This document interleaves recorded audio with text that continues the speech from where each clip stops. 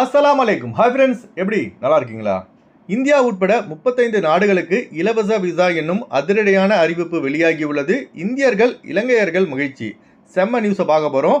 அடுத்து 10,000 வீட்டு தொழிலாளர்களுக்கு அடித்த ஜாக்பாட்.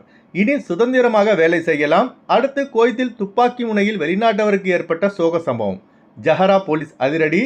இப்படி பல முக்கியமான தகவல் இந்த வீடியோவில் இருக்குது. வீடியோ ஃபுல்லாக பாருங்கள். உங்கள் நண்பர்கள் அனைவருக்கும் கட்டாயமாக இந்த வீடியோ ஷேர் செய்யுங்க.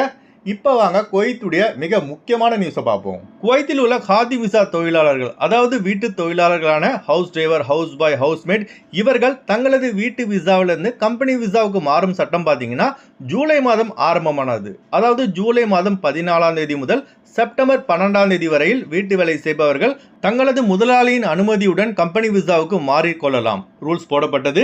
இந்த சட்டத்தை பயன்படுத்தி குவைத்தில் உள்ள சுமார் 30,000 வீட்டு தொழிலாளர்கள் கம்பெனி விசாவுக்கு